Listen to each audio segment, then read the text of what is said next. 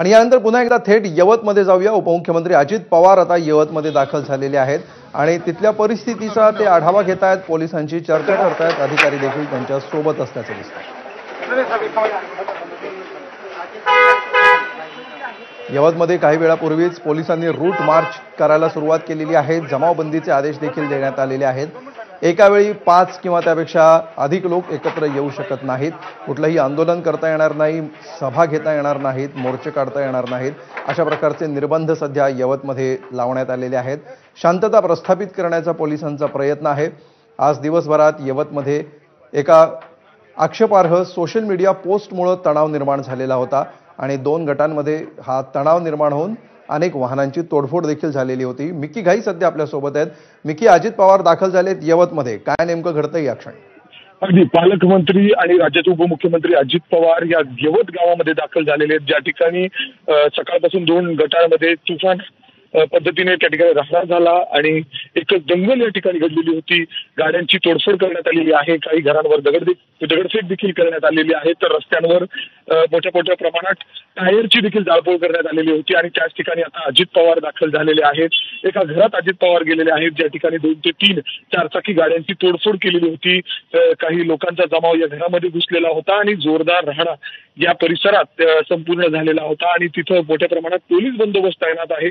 सध्या त्याच घरामध्ये अजित पवार, राज्याचे उपमुख्यमंत्री आणि पुणे जिल्ह्याचे पालकमंत्री ते नात्याने या ठिकाणी पोहोचलेले आहेत आणि पोलिसांचे वरिष्ठ अधिकारी एसपी स्वतः संदीप सिंग गिल या ठिकाणी उपस्थित आहेत। सर्व ब्रीफ या ठिकाणी अजित पवारांना केलं जात आहे। खरं तर राज्याचे उपमुख्यमंत्री अजित पवारांनी काही वेळापूर्वीच मुख्यमंत्री देवेंद्र फडणवीस यांना देखील काही ब्रीफिंग केलेली आहे, माहिती दिलेली आहे, कारण मुख्यमंत्री देवेंद्र फडणवीस हे देखील पुण्यात आज आहेत, त्यांचे विविध कार्यक्रम त्या ठिकाणी आहेत। त्यांनी देखील यवतमधली या सगळ्या परिस्थितीचा आढावा आणि माहिती मागवलेली आहे। एसपींशी देखील त्यांचं बोलणं ठिकाणी झालेलं आहे आणि त्यामुळेच तातडीने पालकमंत्री अजित पवार या ठिकाणी दाखल झालेले आहेत।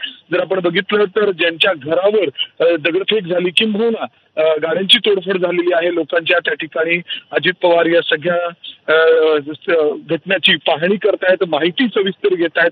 खरं तर या यवत या गावामध्ये आता जर आपण परिस्थिती बघितली तर रस्त्यांवर शुकशुकाट पाहायला मिळतोय, कारण जमावबंदी जिल्हाधिकाऱ्यांकडून लागू करण्यात आलेली आहे। अर्थात 5 जणांच्या वर कुणीही एकत्र येऊन थांबू शकत नाही, फिरू शकत नाही, अशी परिस्थिती या ठिकाणी आहे।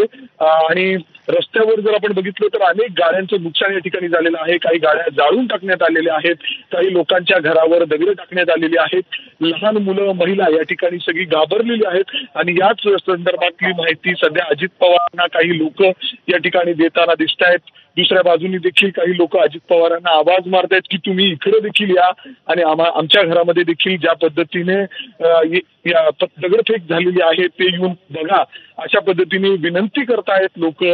मात्र अजित पवार सध्या ज्या गाड्यांचं नुकसान झालेलं आहे आणि त्याचबरोबर वरिष्ठ पोलीस अधिकारी एसपी असतील त्यांच्याकडून या संदर्भातली ब्रीफिंग घेतली जाते।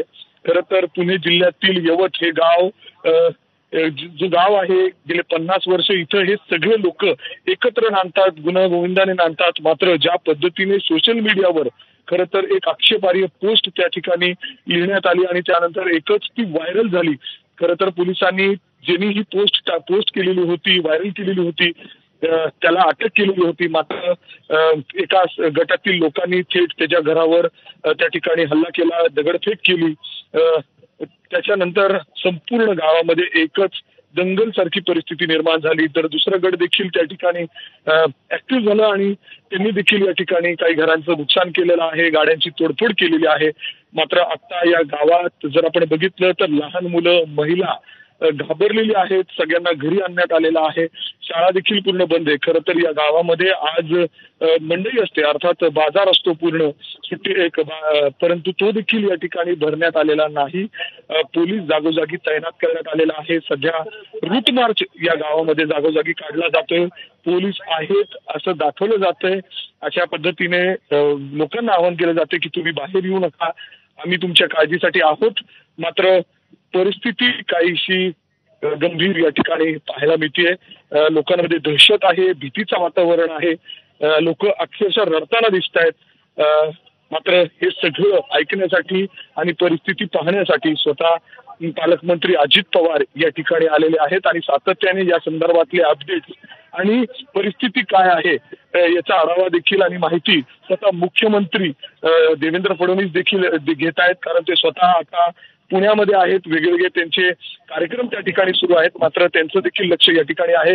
सातत्याने ते SP संदीप सिंग गिल यांच्याशी बोलतायत, अपडेट घेत आहेत आणि दुसरीकडे आता तातडीने उपमुख्यमंत्री अजित पवार या ठिकाणी दाखल झालेले आहेत आणि ज्या घरामध्ये ही तोडफोड झालेली होती, ज्या घरामध्ये दगडफेक झालेली आहे, वेगवेगळ्या घरांमध्ये झालेली आहे, त्यातील एका भागात स्वतः अजित पवार ही परिस्थितीचा पाहणी करण्यासाठी आलेले आहेत आणि तातडीने ऍक्शन घ्या, जे आरोपी आहेत, गुन्हेगार आहेत, त्यांच्यावर कारवाई करा, असं देखील अजित पवारांनी या ठिकाणी अधिकाऱ्यांना, पोलीस अधिकाऱ्यांना आदेश दिलेले आहेत आणि परिस्थिती कंट्रोलमध्ये ठेवा असे देखील इन्स्ट्रक्शन अजित पवारांनी या ठिकाणी दिलेले आहेत. आता आपण बघतोय ज्या परिसरात ही सगळं तणावपूर्ण घटना घडलेली होती आणि त्याच परिसरात आणि त्यांच्याच घरात अजित पवार या ठिकाणी गेलेले आहेत आणि निश्चितपणे अजित पवार आता या परिस्थितीचा आढावा घेत आहेत आणि त्यानंतर परिस्थिती नियंत्रणात आणण्यासाठी आणखी काय उपाययोजना करता येतील याच्याविषयी ते चर्चा करत आहेत. धन्यवाद मिकी तूर्त या सविस्तर माहितीबद्दल.